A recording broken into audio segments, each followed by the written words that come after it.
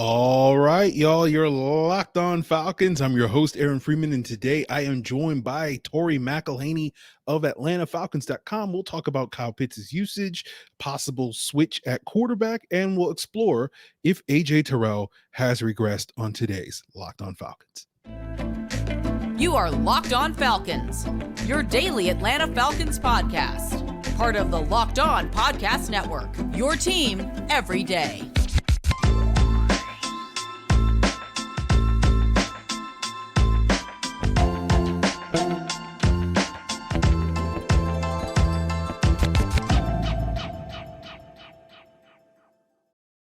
So you guys know me. I'm Aaron Freeman, your humble host, a.k.a. Sirius Black, a.k.a. Mr. Drew, the host of Locked on Falcons, your daily Atlanta Falcons podcast right here on the Locked on Sports Atlanta podcast family. Today's episode of Locked on Falcons is presented by Prize Picks. Prize Picks is daily fantasy made easy. Pick 2 to 5 players, and if they score more or less than their Prize Picks projection, you can win up to 10 times your money on your entry. First-time users can receive a 100% instant deposit match up to $100 with the promo code Locked On. That's prizepicks.com, promo code Locked On. So, guys, we thank you for making Locked on Falcons your first listen each and every day. Of course, Locked on Falcons is free and available on a variety of podcast platforms, including Apple, Odyssey, Google, Spotify, and, of course, YouTube. Make sure you subscribe to Locked on Falcons on YouTube, and you'll get the video version of the podcast the night before the audio drops. So, without further ado, let's jump into the conversation with Tori McElhaney of AtlantaFalcons.com, beat reporter there, and we'll get her thoughts on Kyle Pitts' usage, the quarterback conversation. What are some positives that the Falcons can take away from their 0-2 start as they continue today's episode? And then later at the end of the episode, I'll be back to talk a little bit about AJ Terrell and possible regression from him to answer a listener question. So without further ado, let's jump into that conversation with Tori McElhaney of AtlantaFalcons.com right now. All right, guys, you are Locked on Falcons, and I am joined by another illustrious guest, none other than Tori McElhaney, a Atlanta Falcons beat reporter for AtlantaFalcons.com. And Tori is with us to talk a little bit about the Falcons Week 2 matchup. So kindly to get up early in the morning. You know, she's out there on the West Coast with the Falcons to talk with us so far today. But Tori, welcome back to Locked on Falcons. Oh, thank you so much. I would only wake up early on the West Coast for you guys. So I hope you feel that. I do, Tori. You know, I don't know if I have as much love for you as Dean Pease does, but you are one of my favorite guests. So, oh man, I don't know how many people love Dean Pease more than me. So it makes sense. Okay. So, Tori, let's jump into this conversation about Week 2. And, you know, I'm just curious to get your biggest takeaway from this, you know, failed comeback of the Falcons, where they kind of flipped the script from Week 1, where they played really well for 3 quarters and then struggled in the fourth quarter. And this week they kind of struggled for 3 quarters and then, you know, played really well in the fourth quarter. So what were your thoughts coming out of Sunday's loss? That was almost exactly it. I was like, dang, they really just did the exact opposite of what they did the week before. But for me, it was, and I'm pretty sure I said this after the loss to the Saints. It was like, you can't just take like 3 quarters and not talk about the fourth. In the same way, this week, you can't take 3 quarters and not talk about the fourth. And I think that it was discouraging at first to see that similar issues carried over from the fourth quarter of the Saints to the first 2 quarters of the Falcons' loss to the Rams. And what I'm talking about mainly is red zone offense. And I was very much looking at all of that post game and how the Falcons just, I felt like, kept shooting themselves in the foot in the red zone, particularly early. And it carried over from the Saints, where you had a fumble within the 10-yard line. And I think that was something that you look at, and it's like the Falcons need to score touchdowns. And I feel like I've said that before, and I feel like I'm going to continue to say it until they do. Like, as much as I think this fan base loves Younghoe Koo, and they should love Younghoe Koo, I want to see less of him. And because I want to see the Falcons get into the end zone, because I think that is, I mean, I think Jake Matthews honestly said it best when we were talking to him in the locker room after the loss to the Rams. He said, he was like, the goal is to score touchdowns. The goal is not to kick field goals. It's to get into the end zone. And it's like, yes, exactly. Because as we've seen the last 2 weeks, the Falcons have lost by a total of 5 points.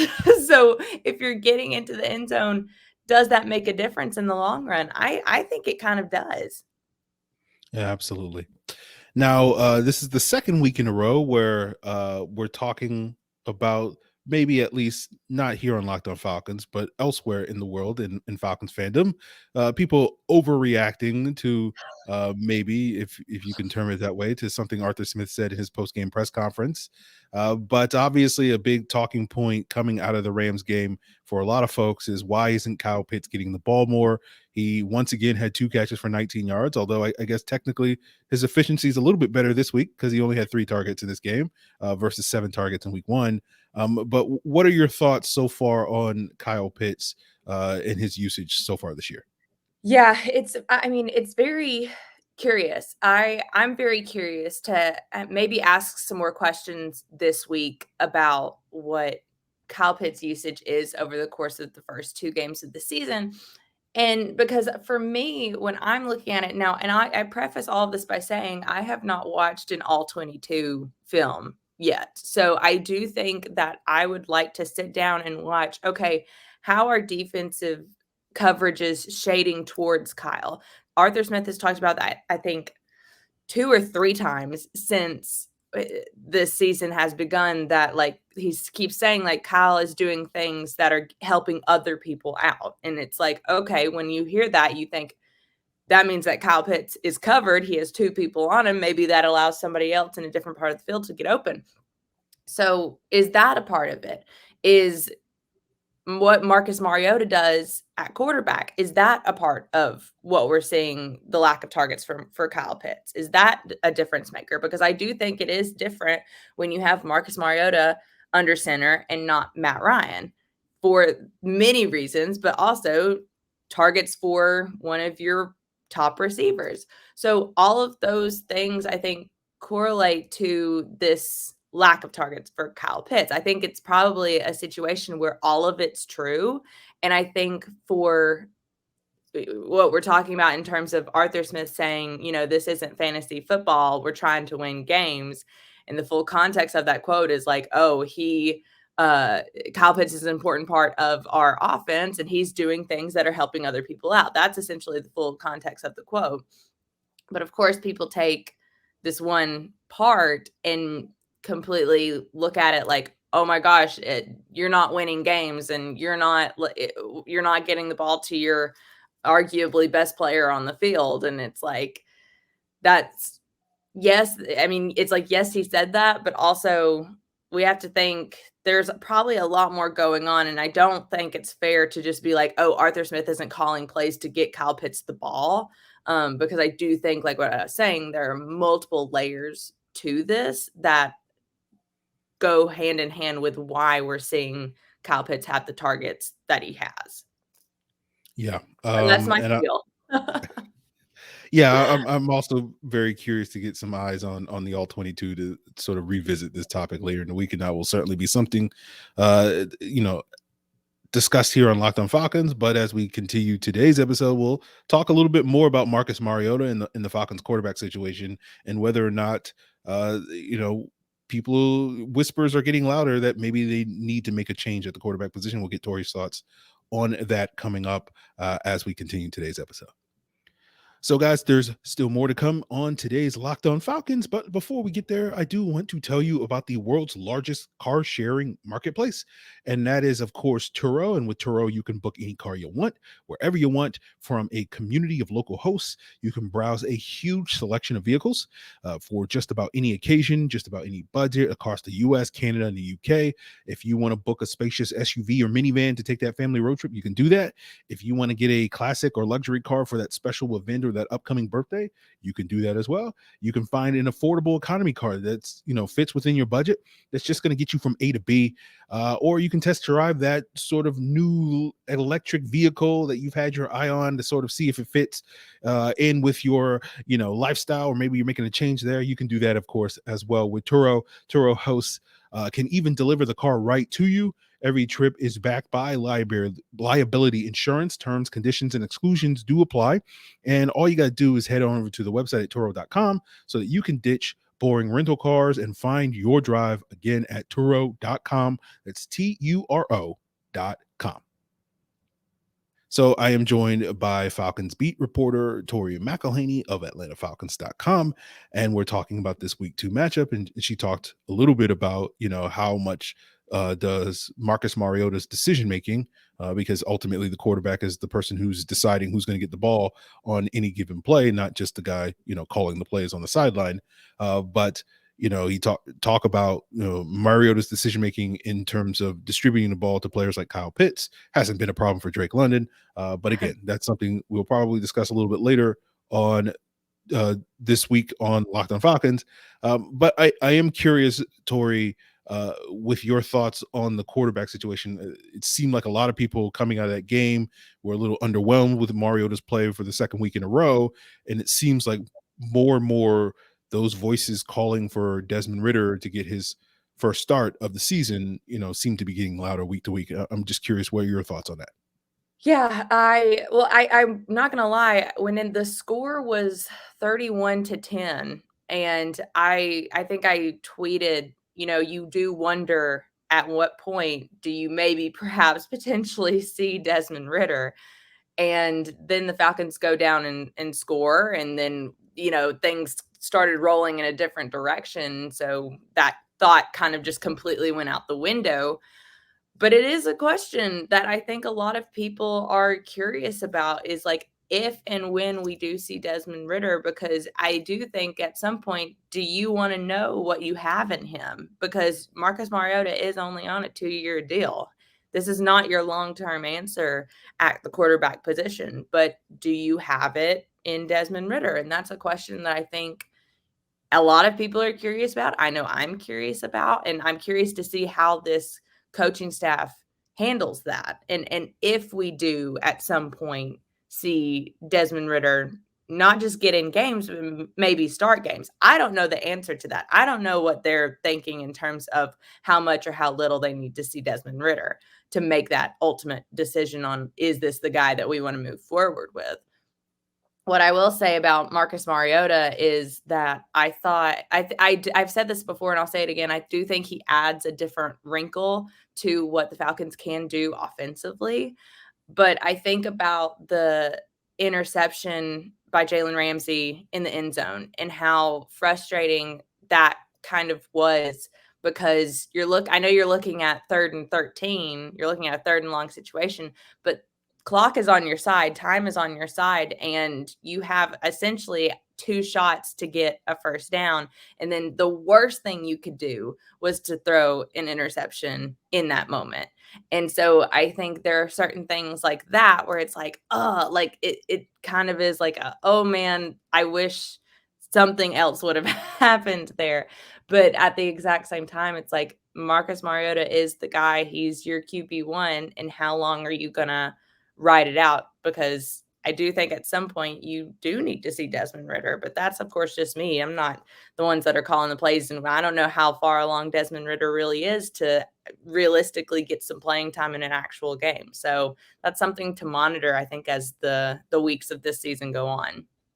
Yeah. I think in Mariota's favor, the Falcons have 2 games coming up that I think a lot of people looked at as much more winnable than the first 2 games of the season, on the road against Seattle, which is obviously a tough environment, even if Seattle isn't the team that they probably once were, and then at home against Cleveland. So I think there will be some prime opportunity for Marcus Mariota to bounce back, presuming that he does get the starts over the next 2 games, and sort of we could be having a very different conversation 2 weeks from now about the quarterback situation moving forward. But I do think calls for Desmond Ridder are getting louder at a point earlier in the season than I kind of expected it to be. But we'll just see how that plays out. But talking about those upcoming 2 games, Tori, from your perspective, what are some of the things that you've seen from these first 2 games, despite the Falcons, starting off 0-2, that you feel like can carry over into the next 2 games as something that the Falcons can help them win games? And maybe what are some areas where you feel like, in addition to being a little bit more efficient in the red zone, that you feel like this team can improve upon? Yeah, so I think, first of all, I think that this Falcons team, and there are a lot of things, but the main thing that they are is they are a very physical team, and they are a team that is going to, for better or worse, stick it out until the very, very end of a game. We have seen that over the course of the last 2 weeks. And you do think that at some point that's going to shake out for them. And so, and when you are playing a team like Seattle that maybe doesn't have the quote unquote talent that a Saints team or a Rams team has at the current moment, that type of stuff, when you're playing physical, and I don't know, I use the example of Drake London hurdling a guy on the sidelines, like those type of plays. And if you continually do those things, they're going to shake out. I think Arthur Smith even said, like, we need a breakthrough. And it's like, okay, like I feel that this playing physical and playing till the end really is this breakthrough if they can just break through and get to the end. But even in that, I think in order to win some games, there has to be cleaner football. I think that we have not seen a complete game from this Falcons team yet. If they go out and play a complete game against either the Saints or the Rams, we're in a completely different conversation right now than we are, because I would argue that they definitely, I mean, the thing is, the Falcons were in the position to win both of those games. And I think a lot of people thought that that wasn't going to be the case this year for this team. So they're in these games. They just haven't been able to pull them out. So being able to play a complete game and not settling for field goals, and the defense continuing to turn the ball over and continuing to get after the quarterback, all of these things are things that we have seen them do in spurts, but we have not seen them do for a full 4 quarters. So that, to me, is where this team goes from here in order to maybe come out of the next couple stretches of games and feel relatively okay about where they're at. Yeah.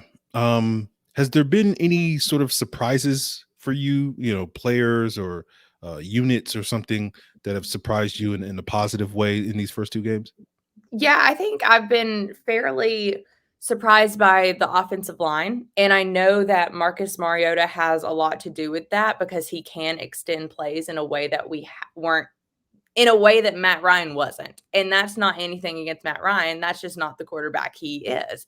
And so I think being able to see that unit work with Marcus Mariota, I think has been really interesting. It's been something that I've really enjoyed seeing. And it's something that I think Marcus Mariota makes this offensive line maybe look a little bit better than what Matt Ryan did, simply because he can run away from somebody. But that group, honestly, I don't know if pleased is the right word, but I've liked seeing how they operate with Marcus Mariota. I also think that Drake London has been exactly what he was advertised to be, and I really like watching him play. This is a guy who, when we talk to him, he's very reserved and quiet, not quiet, but he's just very chill, mellow when you talk to him. But then you see him on the football field and he is as feisty a player and as fiery as a player as you're going to see. I mean, he very much is, when you see him on the sidelines and running on and off the field. I mean, he is somebody who is he wants to win games, and it's very obvious, like they all do. But that part of Drake London has been an interesting layer to kind of peel back about the Falcons' number 8 overall pick. And then defensively, I will say, I think the defensive front against the Saints, that was completely shocking to me. I did not think that we were going to see the Falcons sacked Jameis Winston 4 times. I know the end result wasn't what the Falcons wanted, but that alone was very like, oh my gosh, like this is the same defensive line. And it's like, no, it's really not. They have 9 new starters across the entire defense. So no, it's not the same defense. But I think that group was very interesting. But you go against the Rams and they put 3 people on Grady Jarrett a couple times, and it's like, well, everybody's moving forward. You're not going to let Grady Jarrett beat you. And I think that's what a lot of offensive coordinators say a lot in their meeting rooms when they're kind of coming up to face the Falcons. But those are kind of my just initial thoughts. Okay, well, they're great ones. And Tori, I really appreciate you joining me once again to talk about this Falcons team. Eventually, we'll get you on after a win. I know the last couple of times have not been particularly promising, but that's why we talk about the positives. So we'll look at the brighter sides of things, and let the people know what are some of the things that you guys have coming for them over at AtlantaFalcons.com in the coming days and weeks. Yeah, so I mean, we're in Seattle, so we have a lot of content coming. I mean, we have a new podcast called Falcons in Focus, which is one of my new favorite ventures and projects that we're doing, because we're getting to just talk to these players about their lives and what they like, what they don't like. I mean, it's a really fun podcast, and I'm really excited for people to see it. Our first episode with Grady Jarrett came out last week. We have another one coming up this week, so really excited about that. You can catch me on Rise Up Tonight with Kelly Price, midnight on Fridays on Fox 5. Really love doing this show with Kelly. And then, of course, just day-to-day writing stuff. I mean, we've got a ton of stuff coming from Seattle, and then again next week when we get back to Atlanta. So make sure and check it out at Tori_McElhaney on Twitter. Absolutely. Well, Tori, again, really can't thank you enough to join us on today's episode. Look forward to future conversations and seeing what develops for this Falcon team as the rest of the season unfolds. But so far, I wouldn't say so good, but so far, better, as you say, than I certainly thought going into the season. So, I think there's some bright spots for this team moving forward, and we'll see if they can continue to brighten our days, I guess is the way I'll say it. But really do appreciate you joining me on today's episode. Thank you for having me.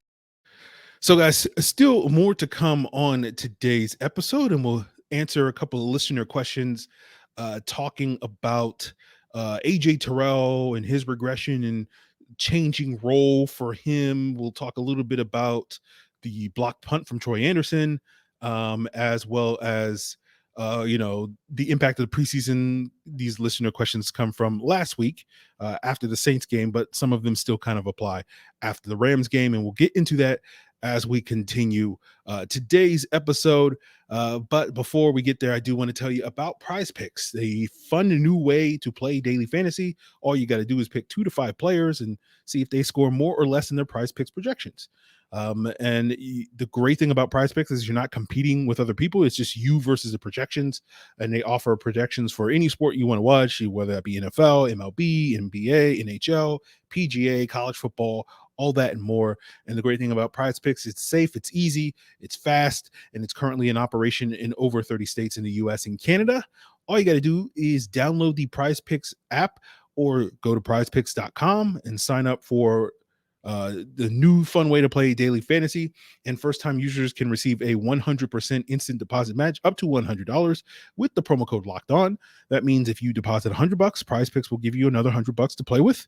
All you got to do is use that promo code Locked On at sign up. That's LOCKEDON. Again, at prizepicks.com, or use the app at sign up, and you'll get that instant deposit match up to $100. So wrapping up today's episode of Locked On Falcons to answer a couple of email questions from Riley Strite that he sent in last week that I was not able to get to, on last week's Wednesday Q&A. And since they do apply to week 1, but they do kind of apply to, week 2 as well, because some of the issues that he raised from week 1 did sort of linger into this. So without further ado, let's jump into his first question. He says, obviously, AJ Terrell didn't have the greatest game last week. A lot of that is geared towards the fourth quarter, how the fourth quarter went. Did you see this as a situation where the defense ran out of gas at the end of the first game, a fluke thing, or do you see a lot of his dominance last year being related to having lesser talent on the other side of the field? And now with Hayward over there, we should buckle up for some regression based on the opposition having to throw at someone and there not being a massive talent difference we've seen in years past. So, this will go into Riley's next question somewhat. But I would say in general, as a rule of thumb, is to kind of always expect regression when a player has a really good year. That's just generally the nature of football, is that you're not going to necessarily have, back-to-back, elite seasons. Obviously, that's not true of everybody, but, at the cornerback position, it tends to be a lot of truth. There's a lot of data that suggests that cornerback play and coverage play in general does regress a lot more than other spots. I know when Pro Football Focus was sort of waist deep in their pass rush versus coverage debate that they were in a couple of years ago, their overall conclusion from all the research that they were doing was that coverage was more valuable for defensive success than pass rush was, but pass rush was more stable year to year. So essentially what that means is a good pass rusher based off of their data has a much higher probability of following up one good season with another good season, which was not the case with a cornerback. And we kind of know that intuitively because when you probably ask most people, sort of who's held the championship belt for who's the best cornerback in the league over the last decade, it seems like that there's been a lot more turnover at the cornerback position relative to a lot of other positions, where oftentimes a guy will hold it seems like a guy will hold on to the belt for maybe like 3 years, whether it's Revis or Woodson or Patrick Peterson or now Jalen Ramsey, and seeming if somebody else is going to take that belt away from him, which, we're hoping to see AJ Terrell, which it may still wind up being AJ Terrell, but we'll just sort of have to see. While other positions, it does feel like, guys can hold on to that belt for 5 or 7 or even 10 years at that point. So that leads us kind of into the next question from Riley. Yes, I don't remember Terrell shadowing last year, but I believe he did at least some last weekend. Is this true? Come to think of it, both of his touchdowns he gave up were on the opposite of his regular side. Is reverse technique an issue for corners in your mind like it is for offensive line? And yeah, it does seem like the Falcons were moving Terrell around a lot more. It does seem like the Falcons, when they did, I don't know exactly how many times they did it because I wasn't paying that much attention to it when I was charting the defense. But it does seem like when the Falcons do deploy their man coverage, they are often putting AJ Terrell on the opposing team's number one. And I think that's led to some of the issues that he's shown in the red zone in the first 2 games where he's given up a number of touchdowns. And I just think that's just kind of the nature. Atlanta is the only place where they don't throw the ball to their number one receiver in the red zone, right? Like most of the teams throw the ball to their number one receiver in the red zone. So that's going to put a target on AJ Terrell's back, which I think is leading, to maybe people blowing out his quote unquote regression, as we just discussed, a little bit more out of proportion. But, you can just look at the snaps so far. He's played 100 snaps this year at cornerback.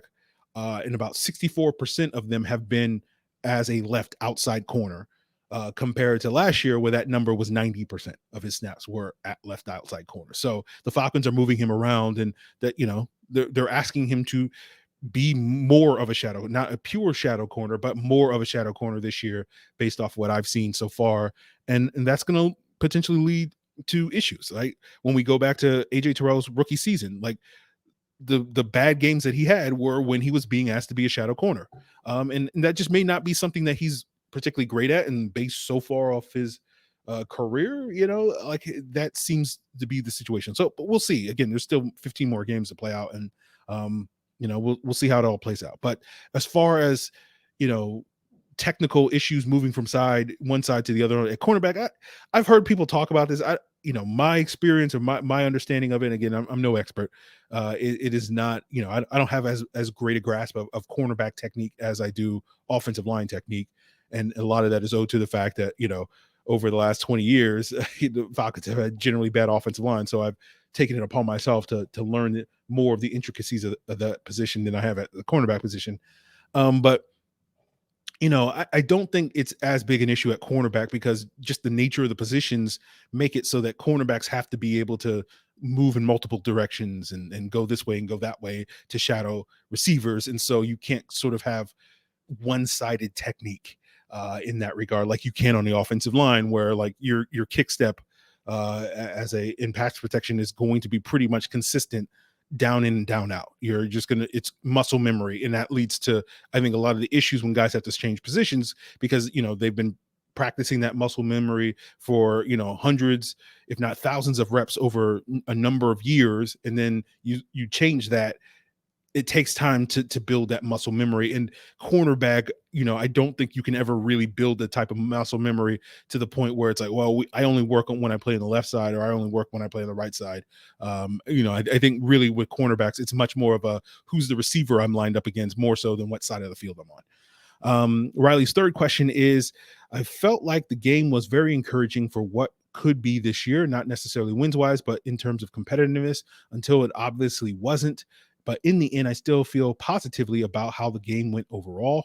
How much of us really dominating the Saints for the first 3 quarters last week do you attribute to our starters playing in the preseason and most teams choosing not to versus actually putting some things together? So as far as attributing the Falcons week 1 success to playing the preseason, I have to be careful about this because as someone who was very critical of the decision to not play guys last preseason, I think it led to a lot of people concluding that I believe that there's a direct link or correlation between how much you play in the preseason and how well teams perform in the regular season. And I don't really think that. I do think you got to take it from a case-by-case basis for every team and every player. I think with the Falcons' choice to not play guys last summer, I do think that was a mistake. But again, I don't think that applies to every team. The Rams are a team that famously does not play their starters in the preseason, and up until this year, it was a non-issue. But I think a lot of that has to do with the players the Rams have and the coaches that the Rams have. There's no one size fits all for any team. So I certainly think in general, my philosophy is that I do think there is value to playing guys in the preseason, but I don't know how much value there is, and I think that's highly debatable. So I would be hesitant to draw any sort of direct correlations between, hey, we played our guys in the preseason and that was the cause of why we were successful in week 1. Because again, like the offensive MVP for the Falcons in week 1 was Cordero Patterson. And he played 3 snaps in the preseason. So like it's not true of everything, but I do think, the Falcons were, I would certainly make the case that the Falcons were probably better prepared going into week 1 than they were last year. And some of that is owed to how much they played in preseason. But I would not necessarily say, hey, the reason why we showed up for the first 3 quarters in that game was because we played guys in the preseason. That's probably a bridge too far for me. Our last question from Riley is, on the punt where our long snapper received a holding penalty, I initially was frustrated and immediately thought to myself that would have never happened with Josh Harris. This may or may not be true, but regardless, in hindsight, I did appreciate him taking the 15-yard penalty rather than allowing the punt to be blocked. Was it his fault to start with that Taysom got through, or just a heads-up play to take a personal black eye to refrain from the team getting a massive one? I think essentially what happened in that situation is the Saints had 8 guys in to block the punt. And, on a given punt, you're only going to have 8 guys to block, to protect the punt in that regard. And when you have that situation, when it's 8 on 8, you got to get a hat on a hat. And the long snapper is much, is going to be responsible for blocking somebody. And that's going to be difficult for a long snapper, given the position that he is in. And, typically the way it works on a normal punt is usually because you're going to have multiple guys trying to, keep the gunners from getting downfield. On a typical punt, you're only going to have 6 or 7 guys trying to block the punt for the defense, for the receiving team. And so you should have more than enough guys to protect, unless someone has a very big breakdown. And I think this is worth bringing up because when you go to the Rams game and how and why the Falcons were able to block that punt late in the game with Troy Anderson was basically the same situation in reverse, right? They had 8 guys trying to block that punt. The Rams had 8 guys trying to block it. And Anderson was able to come up the middle unblocked because there was a miscommunication on who was going to block him. It was either going to be the long snapper or the personal protector. And both of those guys went to block the other guy, that was lined up in the A gap rather than Anderson, who was lined up in the A gap. And watching the play again, I'm no expert, but I assume the long snapper blew this assignment. So in that situation, I'm sure the Rams would look at it and say, if he tried to block Anderson and wound up holding Troy Anderson in that situation, we would have taken that over giving up the punt. So I think your hindsight, Riley, makes sense that taking the holding penalty, a 10-yard penalty, over giving up a block punt is far better than the alternative in that regard. So I hope that answers your questions, and tomorrow's episode will be answering more questions because we will be doing a Q&A looking at the all 22. So if you want to send in your questions like Riley did, you can send them to lockedonfalcons@mail.com. You can also leave a comment here on Locked On Falcons YouTube channel. You can also hit me up on social media at Locked On Falcons on Twitter and Facebook, and you can hit me up in the Discord server now that we have launched on Locked On Falcons is another great way to submit your questions. And if you're looking to sign up for that, and interacting with your fellow Locked On listeners, you can find the link to that in the description, as well as on the various Locked On Falcons and Falcon fans Twitter pages. So guys, that is it for us. Really appreciate Tori coming through and providing her insight into that. And then we got a all 22 review tomorrow. We got crossover Thursday with Locked On Seahawks later in the week, and then we'll be talking to Jarvis again at the end of the week and sort of see if he's softened his stance on binging Marcus Mariota, or I don't want to put words in Jarvis's mouth, but he certainly seemed leaning that direction at the end of Sunday. But we'll see sort of where he stands on that at the end of the week. So that's it, guys. Really appreciate you tuning in for another episode of Locked On Falcons. And before we duck out of here, I want to thank you guys again for making Locked On Falcons your first listen. And why not make Locked On Sports Atlanta, Locked On Hawks, Locked On Braves, Locked On Bulldogs your second listen, as well as the Peacock and Williamson show, where Brian Peacock and former NFL scout Matt Williamson are breaking down all 32 teams and what's going on around the league, and not just the Atlanta Falcons. So check out Peacock and Williamson on YouTube or wherever you get your podcast. Appreciate it. Till then.